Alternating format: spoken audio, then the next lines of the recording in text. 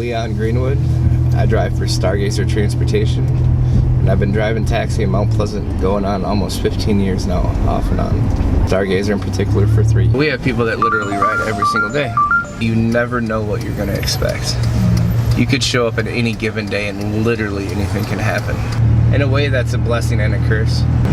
You hope for the best and you're okay with the worst kind of thing. Say, think of your worst possible thing that can happen, short of death, and it's probably happened in here.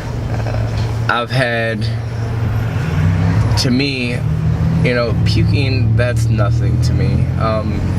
To me, what I find scary is like I said, I drive a bus at nighttime with large amounts of people.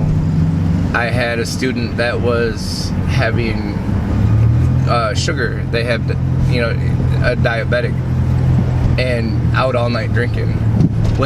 He ended up going into a diabetic shock in my bus while I was driving down the road trying to deal with everybody else. Just started convulsing. And to me, that was more intense than anything. A lot of people say they couldn't deal with people getting sick or fights or anything like that, but to me, fights, when maybe it helps that I'm huge, but people have a general respect for cab drivers, I guess you would say. When it's like, when I get out and I say stop, everybody stops.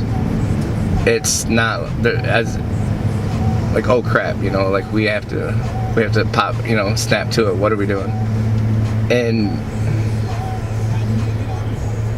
the scariest thing is when people get out of their minds, because there are people, like, I've taken people to the bar, been perfectly fine, but whatever they do at the bar, or whatever they consume at the bar, kind of flips their switch, and then they turn into whatever their drunken ego is or alter ego is once they're intoxicated. So, like, it kind of goes back to the not knowing what to expect, you know? You never know what to expect. Even if you know the person, you still don't know what to expect.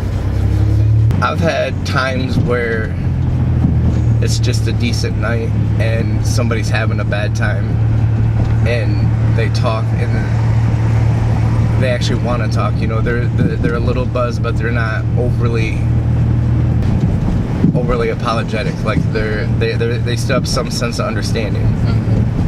And it makes you feel good when you know that you're helping somebody. Talk to people about a lot of things, about suicide, about death, about cheating, about, you know, adultery even. I mean, I've literally talked to any certain person, like people that you wouldn't even expect would have that issue, but when they're in the confines of a cab, it's almost like a confession box. Whatever happens in the cab stays in the cab. Alright guys.